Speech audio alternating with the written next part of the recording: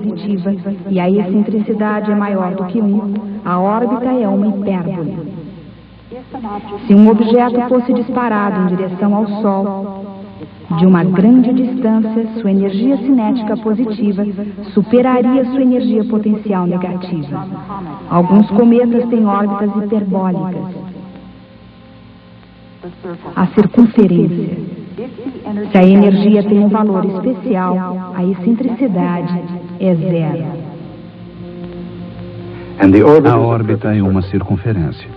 Essa é a menor energia em módulo que um planeta pode possuir para um dado momento angular. Os anéis de Saturno, apesar de toda a sua beleza, não passam de um monte de partículas. Detritos cósmicos que foram se acumulando durante bilhões de anos. Em consequência de todo esse atrito e choque, suas órbitas foram trombada após trombada, arranjando-se em suaves circunferências.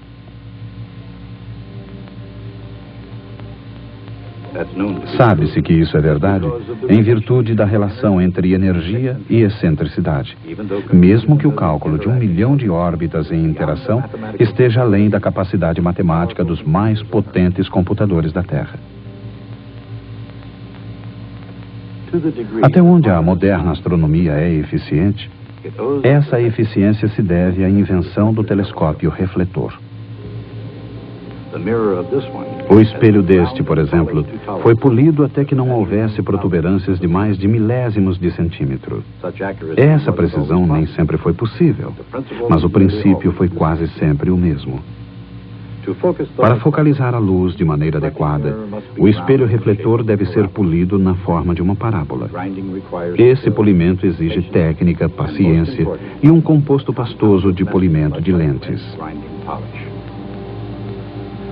O primeiro homem a fazer isso, era um trabalho sujo, mas alguém precisava fazê-lo, foi convidado para fazer parte da Royal Society. Seu nome era Isaac Newton. Foi o telescópio refletor e não suas outras descobertas que primeiro fez sua fama. Uma fama que, como o espelho parabólico, permanece e amplia cada vez mais. O telescópio gigante de hoje, uma verdadeira maravilha, é uma ampliação do protótipo de Newton. A exploração do espaço pelo homem, o maior jogo do sistema solar, não começou com Isaac Newton. Havia, afinal, aqueles em cujos ombros ele se firmou para trabalhar. Galileu e seus brinquedos, a partir dos quais desenvolveu a lei dos corpos em queda. Tycho e suas observações, peças de um quebra-cabeça que alterou o curso da história cósmica. Kepler, que utilizou as observações de Tycho em seus cálculos e que reescreveu as regras.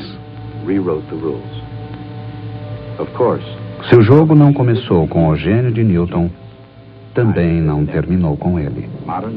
Os cientistas modernos, como Newton antes deles, se revezam na tentativa de desvendar os mistérios do cosmo. Ainda flui o jogo, no qual os melhores jogadores conseguem ver um passado de 15 bilhões de anos. E a resposta, o prêmio do vencedor, é uma olhadela na origem do universo. A questão é, portanto, quem será o próximo? Como já disse antes, o primeiro a perceber o que Newton conseguira foi seu jovem amigo Edmund Halley. Halley entendeu que, de acordo com Newton, embora as órbitas dos planetas fossem quase circulares, era possível um corpo ter uma órbita elíptica bem excêntrica como essa. Se existisse um corpo desses, ele poderia ser visto durante um determinado período. Em seguida, ele desapareceria por muitos anos antes de retornar e ser novamente visto. Halley consultou alguns registros históricos e encontrou aparições em 1531, 1607 e mais uma vez em 1682. Esses objetos eram de tal forma parecidos que só podiam ser o mesmo corpo. Tratava-se do cometa Halley. O teste crítico era prever quando ele seria novamente observado. Foi o que ele fez. Infelizmente, para confirmar se tinha razão, ele teria que ter vivido até os 102 anos, mas só conseguiu chegar aos 86. De qualquer maneira, exatamente como havia previsto, no Natal de 1758, o cometa Halley foi visto mais uma vez. Suas mais recentes viagens o trouxeram de volta em 1910 e mais uma vez em 1986. E é isso aí. Explicamos a estrutura do céu. Esse antigo mistério foi finalmente resolvido. Há muitos anos atrás, houve uma organização chamada a Irmandade Pitagórica. Eram seguidores do mestre Pitágoras de Samos. Era uma sociedade matemática semi-rústica. Os neófitos passavam por um longo e difícil aprendizado para purificar a mente e limpar a alma antes que lhes pudesse ser confiado o notável poder do conhecimento matemático. Hoje, depois de um longo e difícil aprendizado, vocês puderam ter um relance do templo do conhecimento humano. Espero que saibam usar esse poder com sabedoria. Mas por enquanto podem ir embora. A excentricidade de uma órbita depende da energia do corpo em movimento. Energia negativa significa uma órbita elíptica.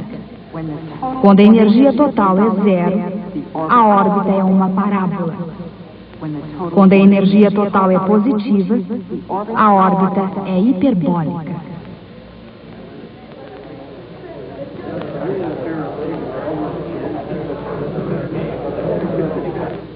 ZYB 851, Rede Cultura, São Paulo. Hoje, show de ciência fala sobre geomorfologia. 11 da manhã. Assista agora Castelo Rá-Tim-Bum.